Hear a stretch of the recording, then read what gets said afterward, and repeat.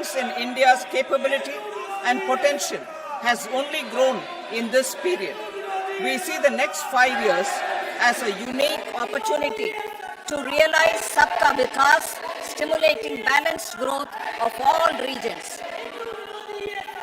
The great Telugu poet and playwright Gurujada Apparao had said, Deshamante matti kadoy, Deshamante manushuloy, meaning a country is not just its soil, a country is its people. In line with this, for us, Vikasit Bharat encompasses zero poverty, 100% quality good school education, access to high quality, affordable and comprehensive health care, 100% skilled labor with meaningful employment, 70% women in economic activities, and farmers making our country the food basket of the world. In this budget, the proposed development measures span 10 broad areas focusing on Garib, youth, Annadata and Nari, spurring agricultural growth and productivity, building rural prosperity and resilience, taking everyone together on an inclusive growth path, boosting manufacturing and furthering Make in India, supporting MSMEs, enabling employment-led development, investing in people, economy and innovation, securing energy supplies, promoting exports and nurturing innovation. For this journey of development, our four powerful engines are agriculture, MSME, investments and exports. The fuel, our reforms, our guiding spirit, inclusivity, and the destination, Vikasit Bharat. This budget aims to initiate transformative reforms across 6 domains.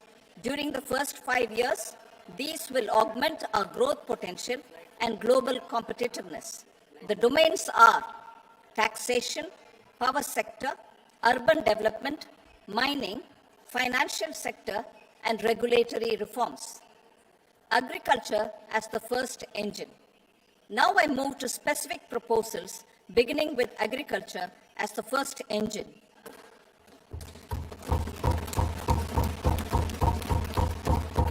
Prime Minister Dhan Dhanya Krishi Yojana, Developing Agri-Districts Program.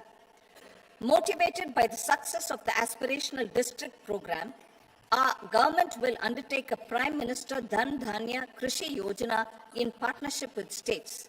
Through the convergence of existing schemes and specialized measures, the program will cover 100 districts with low productivity, moderate crop intensity, and below average credit parameters. It aims to 1. Enhance agricultural productivity, 2. Adopt crop diversification and sustainable agricultural practices, 3. Augment post-harvest storage at the panchayat and block level, 4. Improve irrigation facilities, and 5. Facilitate availability of long-term and short-term credit. This program is likely to help 1.7 crore farmers. Building rural prosperity and resilience. A comprehensive multi-sectoral rural prosperity and resilience program will be launched in partnership with the states. This will address underemployment in agriculture through skilling, investment, technology, and invigorating the rural economy. The goal is to generate ample opportunities in rural areas so that migration is an option but not a necessity. The program will focus on rural women, young farmers, rural youth, marginal and small farmers, and landless families. The details are in Annexure A. Domestic best practices will be incorporated, and appropriate technical and financial assistance will be sought from multilateral development banks. In phase 1, 100 developing agri-districts will be covered. Atmanirbharta in pulses. Our government is implementing the National Mission for Edible Oil Seed for achieving Atmanirbharta in edible oils. Our farmers have the capability to grow enough for our needs and more. 10 years ago, we made concerted efforts and succeeded in achieving near self-sufficiency in pulses. Farmers responded to the need by increasing the cultivated area by 50%, and government arranged for procurement and remunerative prices. Since then, with rising incomes and better affordability, our consumption of pulses has increased significantly. Our government will now launch a 6-year mission for Atmanirbharta in pulses with a special focus on Tur, Urad and Masoor. Details are in Annexure B. Central agencies such as NAFED and NCCF will be ready to procure these 3 pulses as much as offered during the next 4 years from farmers who register with these agencies and enter into agreements. Comprehensive program for vegetables and fruits. It is encouraging that our people are increasingly becoming aware of their nutritional needs. It is a sign of a society becoming healthier. With rising income levels, the consumption of vegetables, fruits, and Sri Anna is increasing significantly. A comprehensive program to promote production, efficient supplies, processing, and remunerative prices for farmers will be launched in partnership with the states. Appropriate institutional mechanisms for implementation and participation of farmer producer organizations and cooperatives will be set up. Makhana Board in Bihar. For this, there is a special opportunity for the people of Bihar. A Makhana Board will be established in the state to improve production, processing, value addition, and marketing of Makhana. The people engaged in these activities will be organized into FPOs. The board will provide hand-holding and training support to Makhana farmers and will also work to ensure they receive the benefits of all relevant government schemes. A national mission on high-yielding seeds will be launched, aimed at 1. Strengthening research ecosystem, 2. Targeted development and propagation of seeds with high yield, pest resistance, and climate resilience, and 3. Commercial availability of more than 100 seed varieties released since July 2024. India ranks second largest globally in fish production and aquaculture. Seafood exports are valued at 60,000 crore rupees. To unlock the untapped potential of the marine sector, our government will bring in an enabling framework for sustainable harnessing of fisheries from Indian Exclusive Economic Zone and high seas, with a special focus on the Andaman and Nicobar and Lakshadweep Islands. For the benefit of lakhs of cotton growing farmers, I am pleased to announce a mission for cotton productivity. This 5-year mission will facilitate significant improvements in productivity and sustainability of cotton farming and promote extra long staple cotton varieties. The best of science and technology support will be provided to farmers. Aligned with our integrated 5F vision for the textile sector, this will help in increasing incomes of the farmers and ensure a steady supply of quality cotton for rejuvenating India's traditional textile sector. Kisan credit cards facilitate short-term loans for 7.7 crore farmers, fishermen, and dairy farmers. The loan limit under modified interest subvention scheme will be enhanced from 3 lakh rupees to 5 lakh rupees for loans taken through the KCC. For Atmanirbharta in urea production, government had reopened 3 dormant urea plants in the eastern region. To further augment urea supply, a plant with annual capacity of 12.7 lakh metric tons will be set up at Namrup in Assam.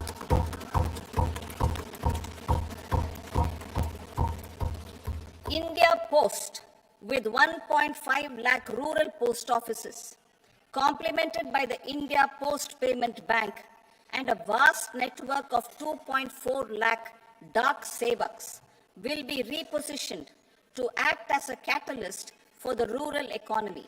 Details are at Annexure C. India Post will also be transformed as a large public logistics organization. This will meet the rising needs of Vishwakarmas, new entrepreneurs, women, self-help groups, MSMEs, and the large business organizations.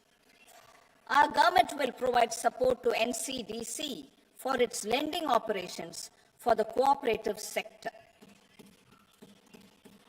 MSMEs as the second engine. Now I move to MSMEs as the second engine, which encompasses manufacturing and services with a focus on MSMEs numbering 5.7 crores.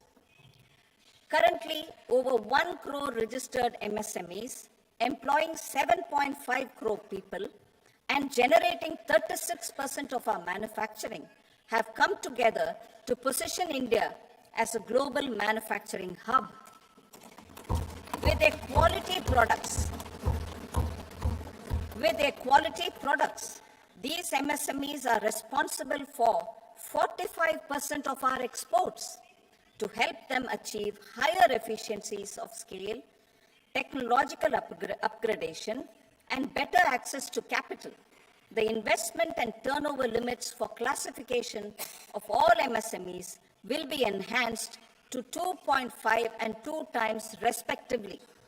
This will give them the confidence to grow and generate employment for our youth. The details are given in Annexure D. To improve access to credit, the credit guarantee cover will be enhanced. First, for micro and small enterprises from 5 crore to 10 crore rupees, leading to additional credit of 1.5 lakh crores in the next 5 years. Second, for startups from 10 crore rupees to 20 crore rupees, with the guarantee fee being moderated to 1% for loans in 27 focus sectors which are important for Atmanirbhar Bharat. And for well-run exporter MSMEs, for term loans up to 20 crore rupees. Also for the micro enterprises, we will introduce customized credit cards with a 5 lakh rupee limit for micro enterprises registered on Udyam portal. In the first year, 10 lakh such cards will be issued. Fund of funds for startups. The Alternate Investment Fund, AIFs, for startups have received commitments of more than 91,000 crores rupees. These are supported by the fund of funds set up with the Government of India's contribution of 10,000 crore rupees. Now, a new fund of funds with expanded scope and a fresh contribution of another 10,000 crore rupees will be set up. A new scheme will be launched for 5 lakh women, scheduled castes and scheduled tribes, first-time entrepreneurs. This will provide term loans up to 2 crore rupees during the next 5 years. The scheme will incorporate lessons from the successful Stand Up India scheme. Online capacity building for entrepreneurship and managerial skills will also be organized. Measures for labor-intensive sectors. To promote employment and entrepreneurship opportunities in labor-intensive sectors, our government will undertake specific policy and facilitation measures. to enhance the productivity, quality, and competitiveness of India's footwear and leather sector. A focused product scheme will be implemented. The scheme will support design capacity, component manufacturing, and machinery required for production of non-leather quality footwear, besides the support for leather footwear and products. The scheme is expected to facilitate employment for 22 lakh persons, generate over 4 lakh crore rupees, and exports of over 1.1 lakh crore rupees. Measures for the toys sector. Building on the National Action Plan for Toys, we will implement a scheme to make India a global hub for toys. The scheme will focus on development of clusters, skills, and a manufacturing ecosystem that will create high-quality, unique, innovative, and sustainable toys that will represent the Made in India brand. Support for food processing. In line with our commitment towards Purvodaya, we will establish a National Institute of Food Technology, Entrepreneurship, and Management in Bihar. The institute will provide a strong fillip to food processing activities in the entire eastern region. This will result in 1. Enhanced income for the farmers through value addition to their produce, and 2. Skilling entrepreneurship and employment opportunities for the youth. Manufacturing mission, furthering Make in India. Our government will set up a national manufacturing mission covering small, medium, and large industries for furthering Make in India by providing policy support, execution roadmaps, governance, and monitoring framework for central ministries and states. Details are in Annexure E. Given our commitment to climate-friendly development, the mission will also support clean tech manufacturing. This will aim to improve domestic value addition and build our ecosystem for solar PV cells, EV batteries, motors and controllers, electrolyzers, wind turbines, very high voltage transmission equipment, and grid-scale batteries. Investment as the third engine. Now I move to investment as the third engine, which encompasses investing in people, investing in the economy, and investing in innovation. Investing in people. Saksham Anganwadi and Poshan 2.0. Saksham Anganwadi and Poshan 2.0 program provides nutritional support to more than 8 crore children, 1 crore pregnant women and lactating mothers all over the country, and about 20 lakh adolescent girls in aspirational districts and the Northeast region. The cost norms for these nutritional support will be enhanced appropriately. Atal Tinkering Labs. 50,000 Atal Tinkering Labs will be set up in government schools in the next 5 years to cultivate the spirit of curiosity and innovation and foster a scientific temper among young minds. Broadband connectivity to government secondary schools and PHCs. Broadband connectivity will be provided to all government secondary schools and primary health centers in rural areas under the BharatNet project. Bharatiya Bhasha Pustak Scheme. We propose to implement a Bharatiya Bhasha Pustak scheme to provide digital form Indian language books for schools and for higher education. This aims to help students understand their subjects better and in their language. National Centers of Excellence for Skilling. Building on the initiative announced in the July 24 budget, 5 National Centers of Excellence for Skilling will be set up with global expertise and partnerships to equip our youth with the skills required for Make for India, Make for the World manufacturing. The partnership will cover curriculum design, training of trainers, and a skill certification framework and periodic reviews. Expansion of capacity in IITs. Total number of students in 23 IITs has increased 100% from 65,000 to 1.35 lakh in the past 10 years.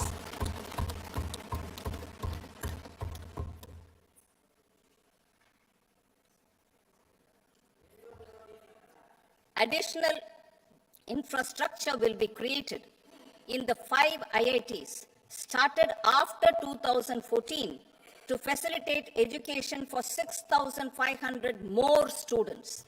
Hostel and other infrastructure capacity at IIT Patna will also be expanded.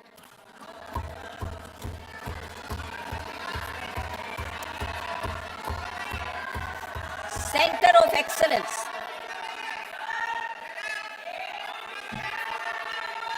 Center of Excellence in AI for Education.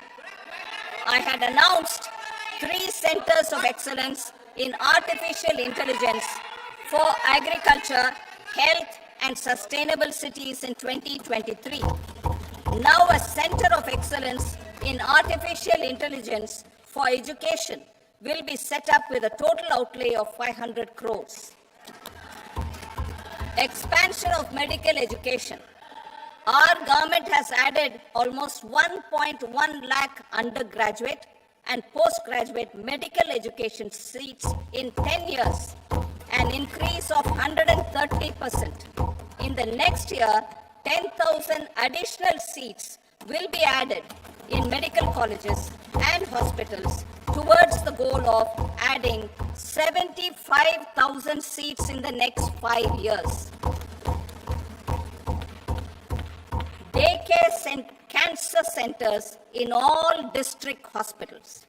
Our government will facilitate setting up of daycare cancer centers in all district hospitals in the next 3 years. 200 centers will be established in 25-26 itself. Strengthening urban livelihoods. Our government has been giving priority to assisting urban poor and vulnerable groups.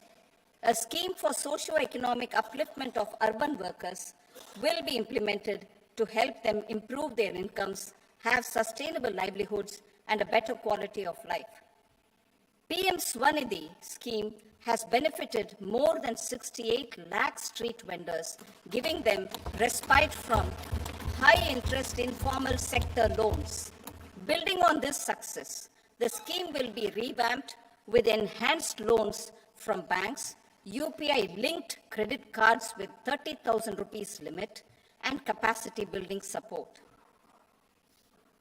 Social Security Scheme for welfare of online platform workers. Gig workers of online platforms provide great dynamism to the new age services economy.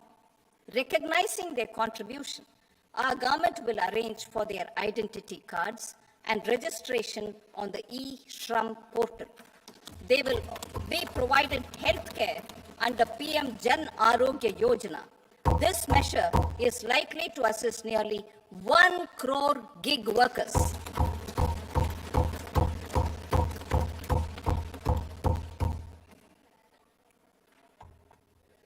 Investing in the economy. Public-private partnership in infrastructure. Each infrastructure-related ministry will come up with a 3-year pipeline of projects that can be implemented in PPP mode.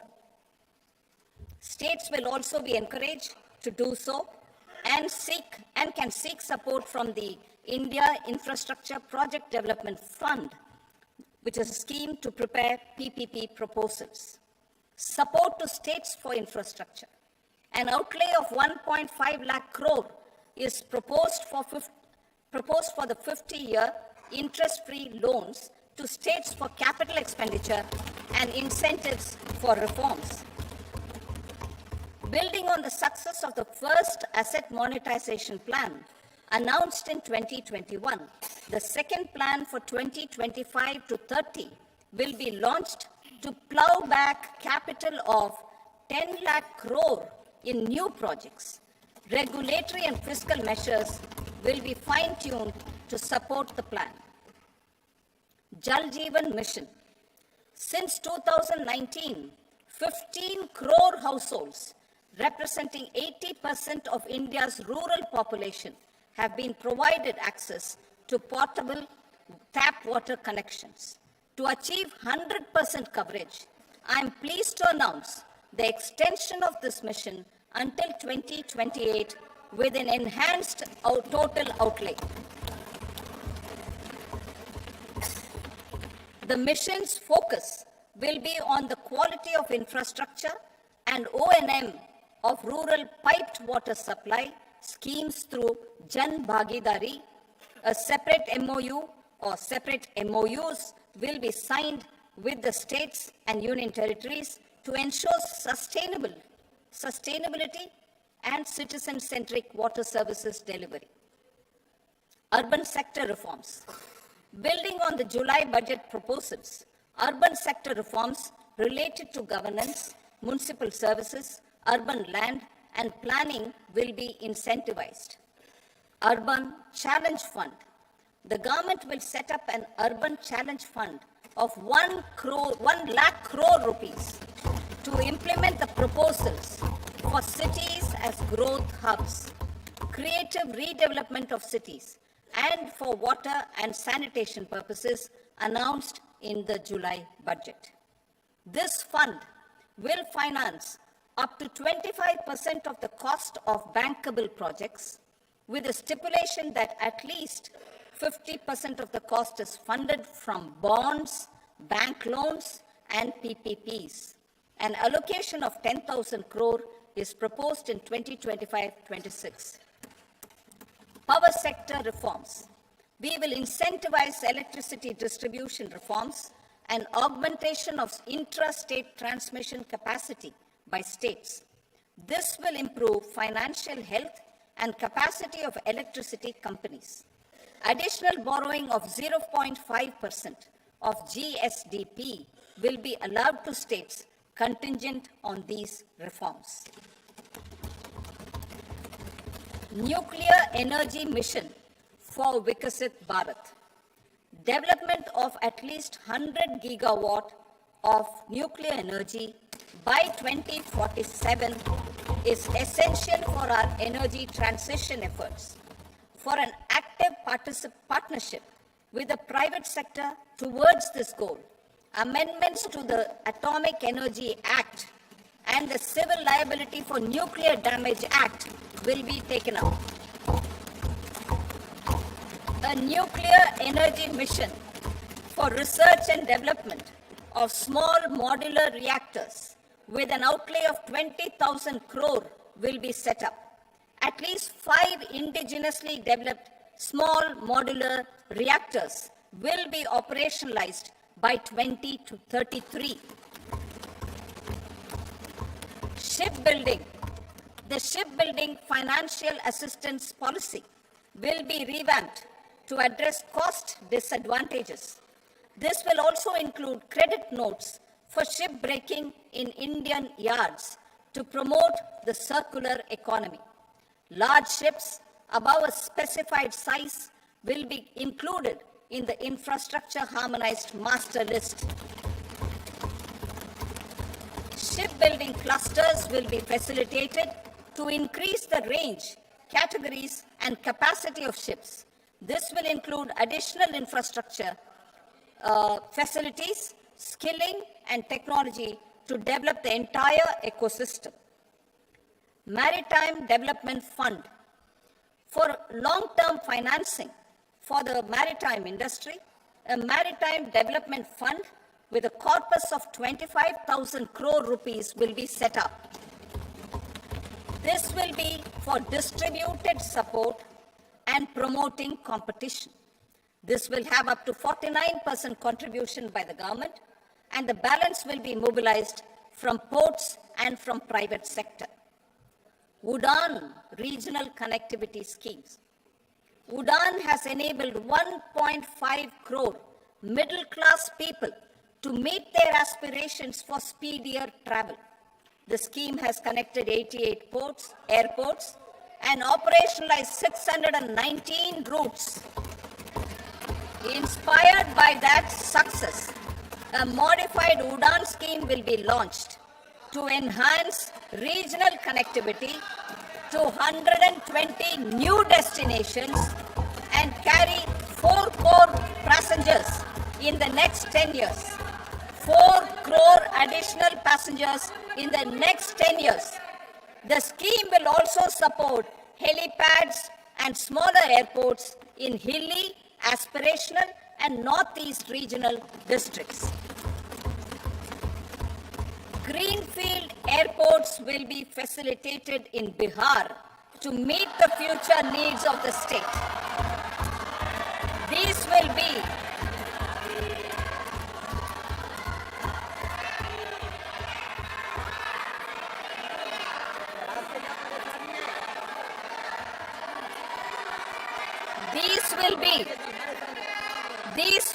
in addition to the expansion of the capacity of Patna Airport and a brownfield airport in Beta.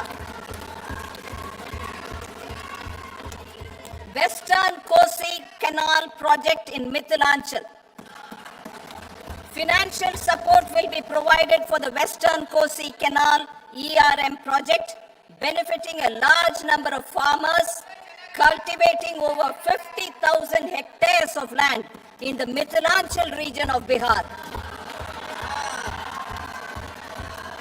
Mining sector reforms. Mining sector reforms, including those for minor minerals, will be encouraged through sharing of best practices and institutions of a state mining index. A policy for recovery of critical minerals from tailings will be brought out. Under the special window for affordable and mid-income housing, SWAMI, 50,000 dwelling units in stressed housing projects have been completed and keys handed over to home buyers. Another 40,000 units will be completed in 2025, further helping middle-class families who were paying EMIs on loans taken for apartments while also paying rent for their current dwellings. Building on this success, SWAMI Fund 2 will be established as a blended finance facility with contribution from the government, banks and private investors. This fund of 15,000 crore rupees will aim for expeditious completion of another 1 lakh units. PM Gati Shakti data for private sector. For furthering PPPs and assisting the private sector in project planning, access to relevant data and maps from the PM Gati Shakti portal will be provided.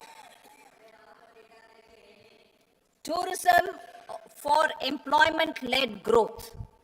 Top 50 tourist destination sites in the country will be developed in partnership with states through a challenge mode. Land for building key infrastructure will have to be provided by the states. Hotels in these destinations will be included in the infrastructure harmonized list.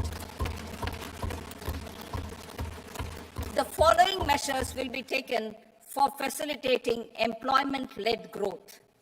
Organizing intensive skill development programs for our youth, including in institutes of hospitality management. Providing mudra loans for homestays. Improving ease of travel and connectivity to tourist destinations. Providing performance-linked incentives to states for effective destination management, including tourist amenities, cleanliness, and marketing efforts. And introducing streamlined e-visa facilities along with visa fee waivers for certain tourist groups. Continuing with the emphasis on places of spiritual and religious significance in the July budget, there will be a special focus on destinations related to the life and times of Lord Buddha. Medical tourism and heal in India. Medical tourism and heal in India will be promoted in partnership with the private sector along with capacity building and easier visa norms. Investing in innovation. To implement private sector-driven research, development, and innovation initiatives announced in the July budget, I am now allocating 20,000 crore rupees for this purpose. A deep tech fund of funds will also be explored to catalyze the next generation startups as a part of this initiative. In the next 5 years, under the PM Research Fellowship Scheme, we will provide 10,000 fellowships for technological research in IITs and IISc with enhanced financial support. The second gene bank with 10 lakh germplasm lines will be set up for future food and nutritional security.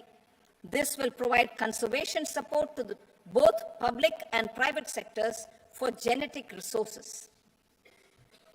We will start a national geospatial mission to develop foundational geospatial infrastructure and data. Using PM Gati Shakti, this mission will facilitate modernization of land records, urban planning, and design of infrastructure projects. A Gyan Bharatam mission for survey, documentation, and conservation of our manuscript heritage with academic institutions, museums, libraries, and private collectors will be undertaken to cover more than 1 crore manuscripts. We will set up a national digital repository of Indian knowledge systems for knowledge sharing. Now I move to exports as the fourth engine. We will set up an export promotion mission with sectoral and ministerial targets driven jointly by the Ministries of Commerce, MSME, and Finance. It will facilitate easy access to export credit, cross-border factoring support, support to MSMEs to tackle non-tariff measures in overseas markets. A digital public infrastructure, Bharat Trade Net, for international trade will be set up as a unified platform for trade documentation and financing solutions. This will complement the Unified Logistics Interface platform. The BTN will be aligned with international practices. Support will be provided to develop domestic manufacturing capacities for our economy's integration with global supply chains. Sectors will be identified based on objective criteria. Facilitation groups with participation of senior officers and industry representatives will be formed for select products and supply chains. Through this, there are huge opportunities related to Industry 4.0, which needs high skills and talent. Our youth have both. Our government will support the domestic electronic equipment industry to leverage this opportunity for the benefit of our youth. A national framework will be formulated as guidance to states for promoting global capability centers in emerging Tier 2 cities. This will suggest measures for enhancing availability of talent and infrastructure, building bylaw reforms, and mechanisms for collaboration with industry. Our government will facilitate upgradation of infrastructure and warehousing for air cargo, including high-value perishable horticultural produce. Cargo screening and customs protocol will be streamlined and made user-friendly. Reforms as the fuel. Over the past 10 years, our government has implemented several reforms for convenience of taxpayers, such as faceless assessment, 2, taxpayer charter, 3, faster returns, 4, almost 99% returns being on self-assessment, and 5, Vivad Se Vishwas scheme.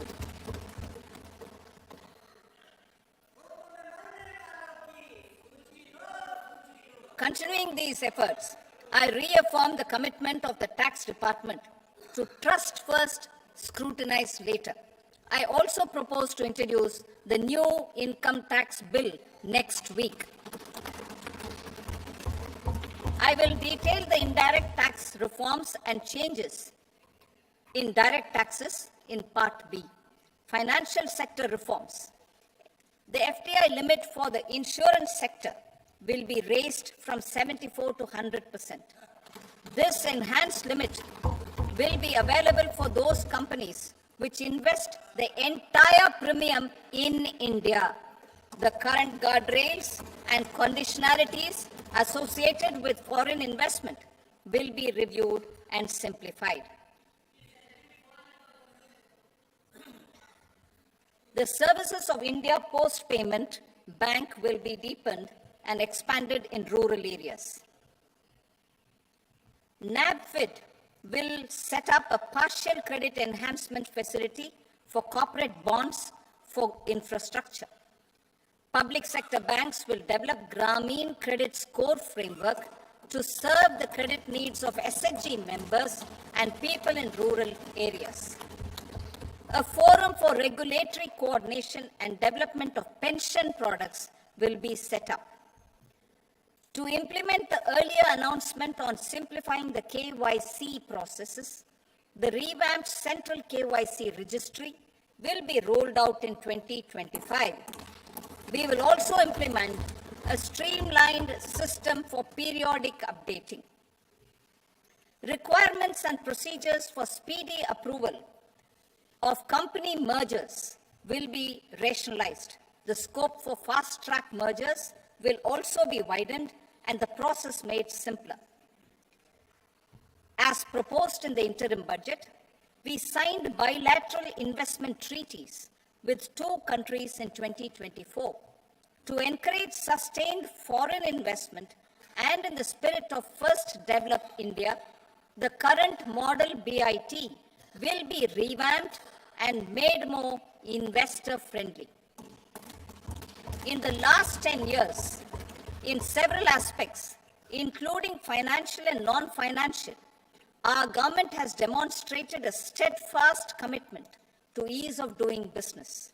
We are determined to ensure that our regulations must keep up with technological innovations and global policy developments.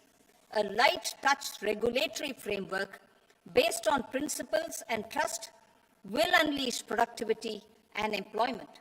Through this framework, we will update regulations that were made under old laws.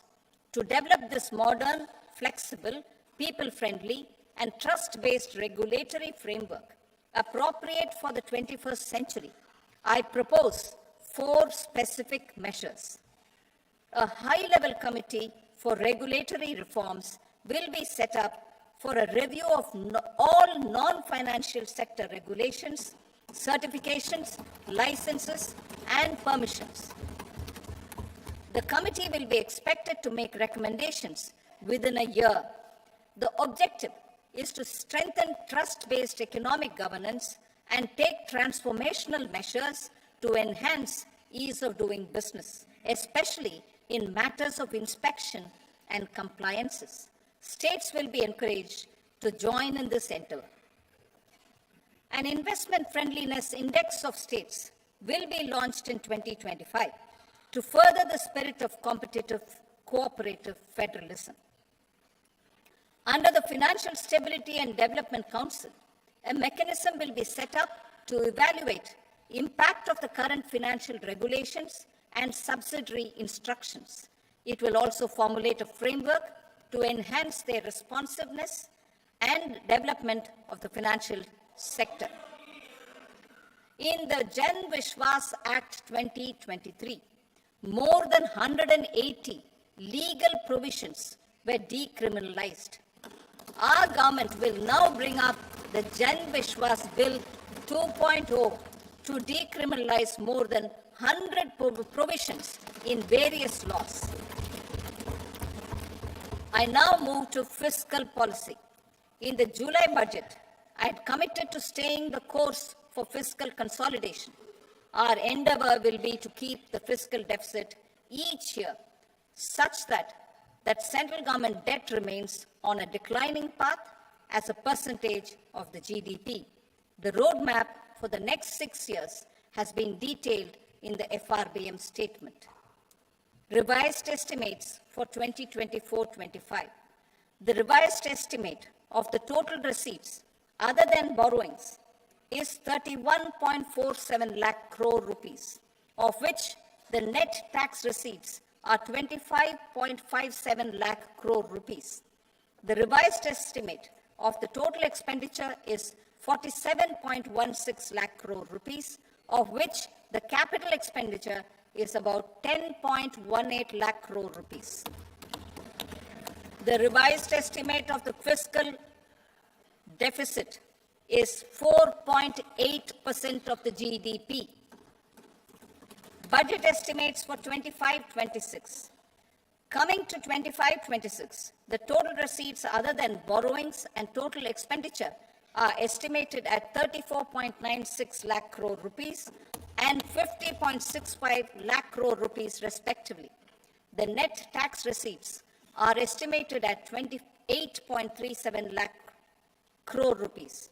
The fiscal deficit is estimated to be 4.4% of GDP. To finance the fiscal deficit, the net market borrowings from dated securities are estimated at 11.54 lakh crore. The balance financing is expected to come from small savings and other sources. The gross market borrowings are estimated at 14.82 lakh crore rupees. I will now move to Part B. Indirect taxes. My proposals relating to customs aim to rationalize tariff structure and address duty inversion. These will also support domestic manufacturing and value addition, promote exports, facilitate trade, and provide relief to common people. Rationalization of customs tariff structure for industrial goods. As a part of comprehensive review of customs rate structure announced in July 2024 budget, I propose to 1. Remove 7 tariff rates. This is over and above the 7 tariff rates removed in 23-24 budget. After this, there will be only 8 remaining tariff rates, including 0 rate. 2. Apply appropriate cess to broadly maintain effective duty incidence, except on a few items where such incidence will reduce marginally. 3. Levy not more than 1 cess or surcharge. Therefore, I propose to exempt social welfare surcharge on 82 tariff lines that are subject to a cess. I shall now take up sector-specific proposals. To provide relief to patients, particularly those suffering from cancer, rare diseases, and other severe chronic diseases, I propose to add 36 life-saving drugs and medicines to the list of medicines fully exempted from basic custom duty.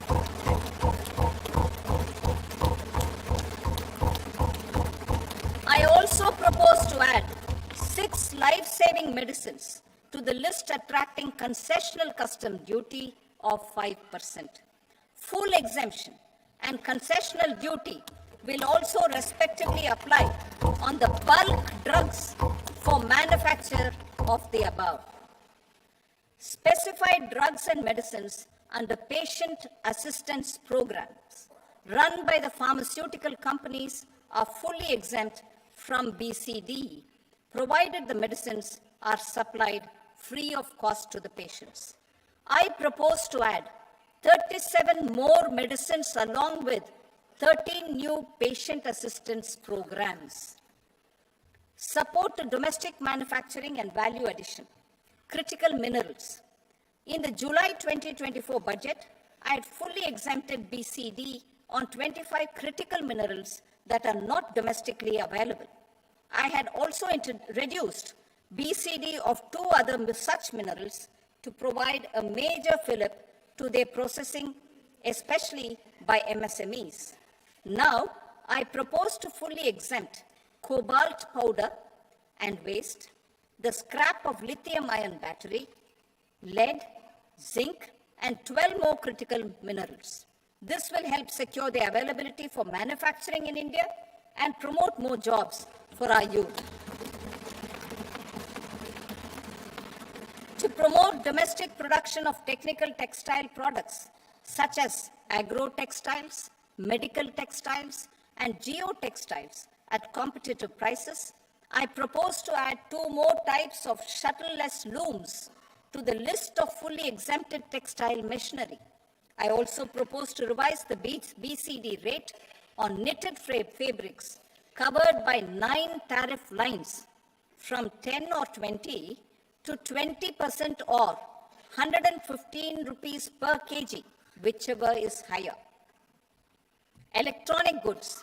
In line with our Make in India policy and to rectify inverted duty structure, I propose to increase the BCD on interactive flat panel display from 10% to 20% and reduce the BCD to 5% on open cell and other components.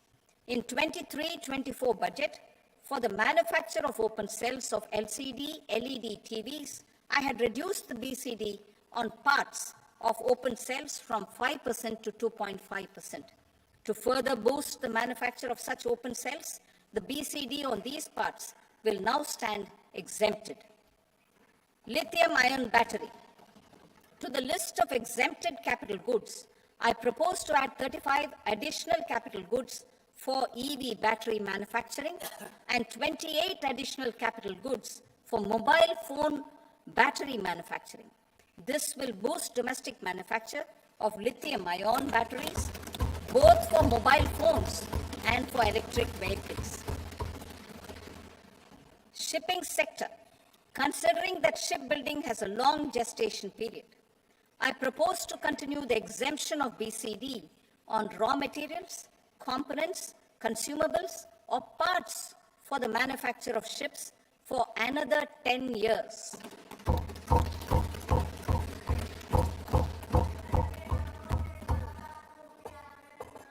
I also propose the same dispensation for shipbreaking to make it more competitive. Telecommunication.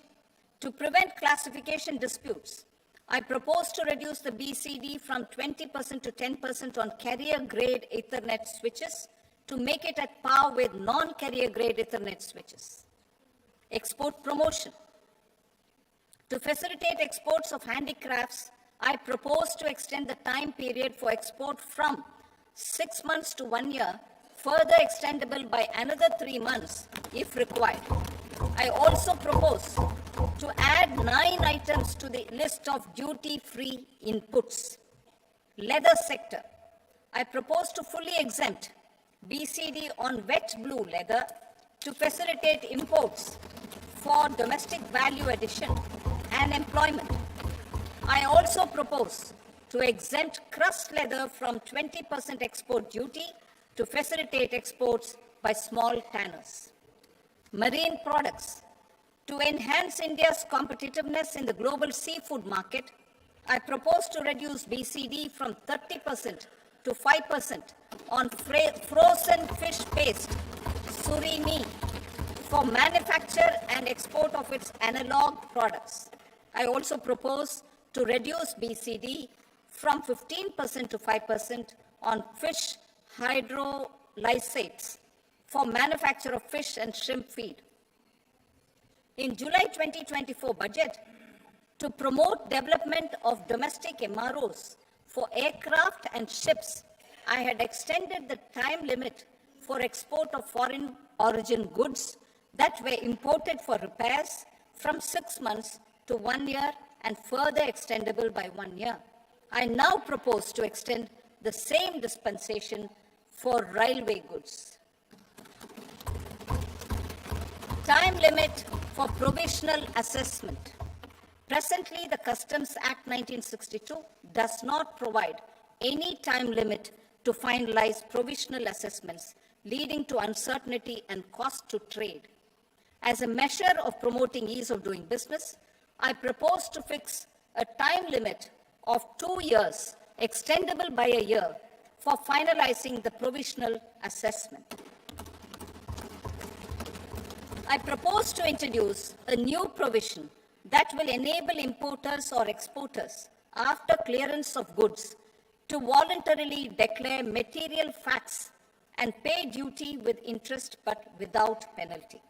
This will incentivize voluntary compliance. However, this will not apply in cases where department has already initiated audit or investigation proceedings. For industry to better plan their imports, I propose to extend the time limit for the end use of imported inputs in the relevant rules from 6 months to 1 year. This will provide operational flexibility in view of cost and uncertainty of supply. Further, such importers will now have to file only quarterly statements instead of a monthly statement.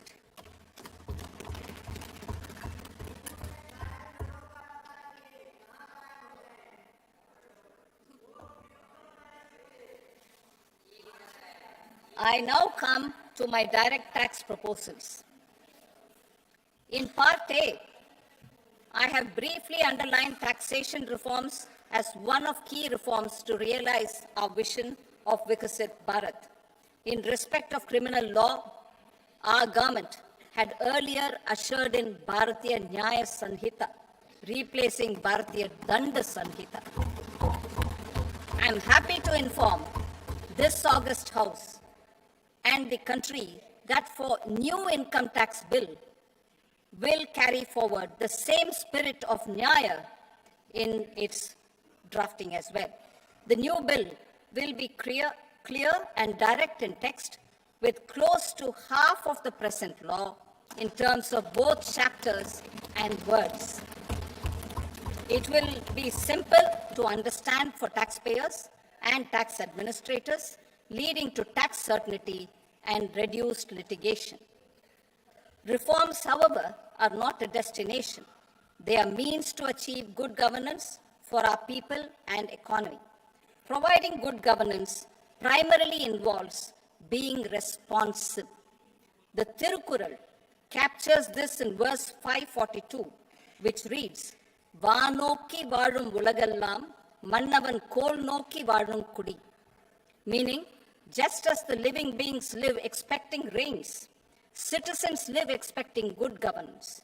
Our government is committed to keeping an ear to the ground and a finger on the pulse and responding while balancing our national building efforts.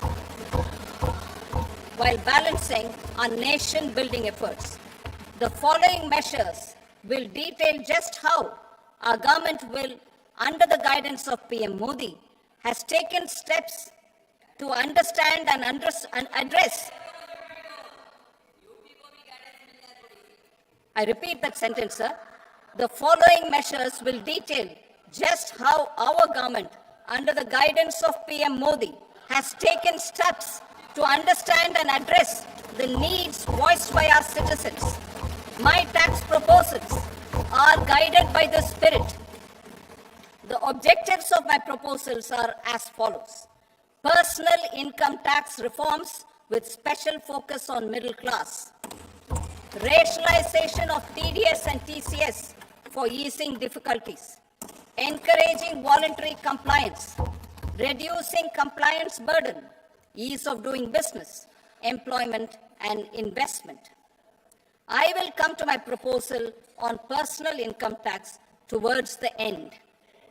TDS and TCS, rationalization for easing difficulties. I propose to rationalize tax deduction at source, TDS, by reducing the number of rates and thresholds above which TDS is deducted.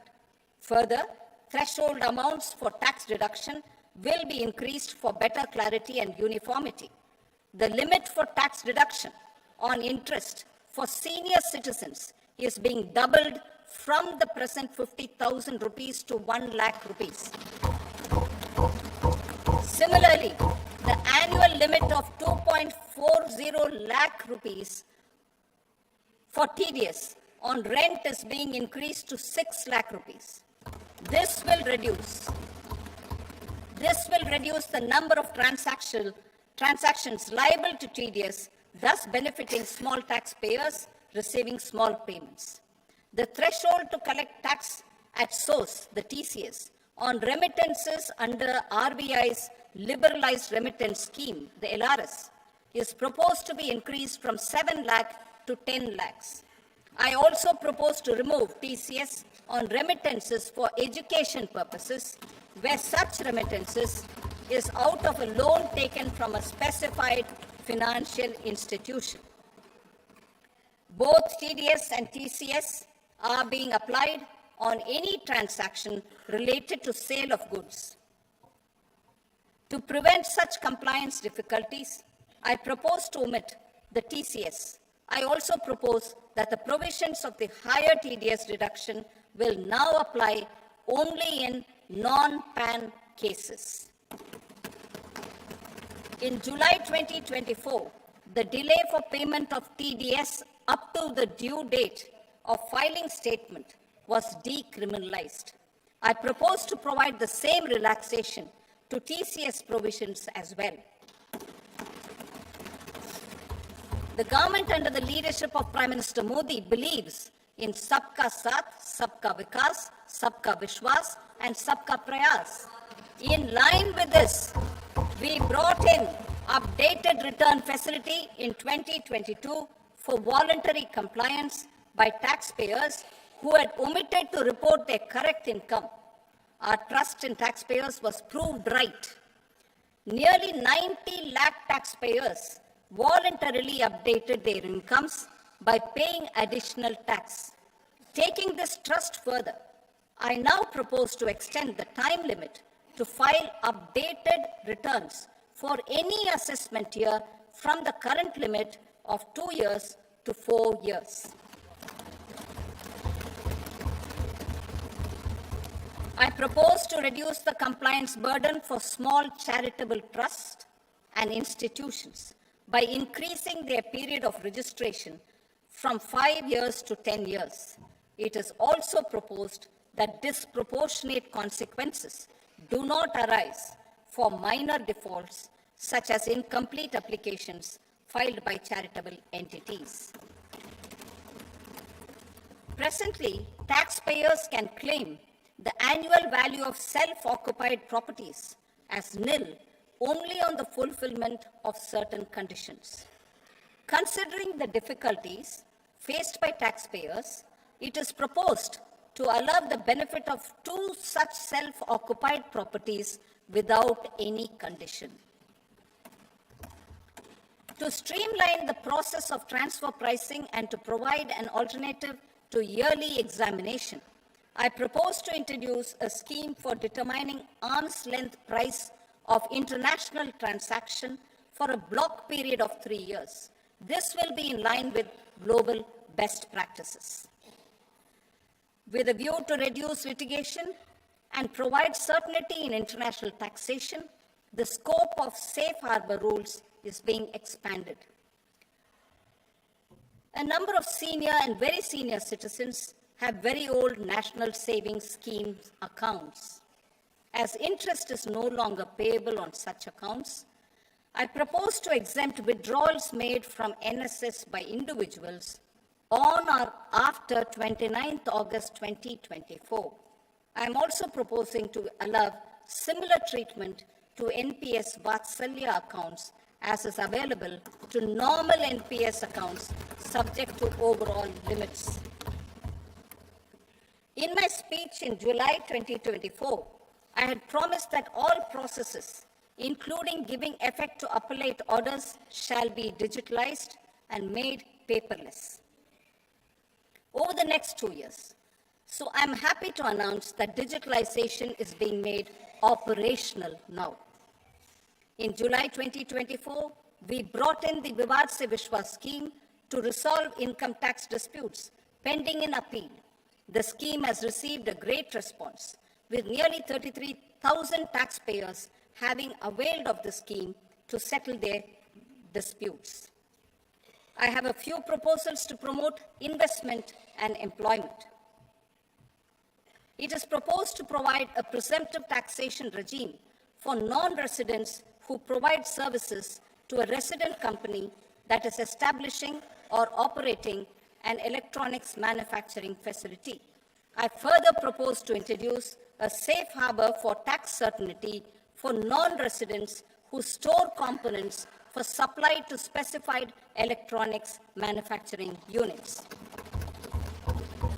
Presently, the tonnage tax scheme is available only to sea-going ships. The benefits of existing tonnage tax scheme are proposed to be extended to inland vessels registered under the Indian Vessels Act 2021 to promote inland water transport in the country. Extension for incorporation of startups. We continue to support the Indian startup ecosystem. I propose to extend the period of incorporation by 5 years to allow the benefit available to startups which are incorporated before 1/4/2030. In order to attract and promote additional activities in the IFSC, I am inter alia proposing specific benefits to ship leasing units, insurance offices, and treasury centers of global companies which are set up in IFSC. Further, to claim benefits, the cutoff date for commencement in IFSC has also been extended by 5 years to 31/3/2030. Category 1 and Category 2 AIFs are undertaking investments in infrastructure and other such sectors. I propose to provide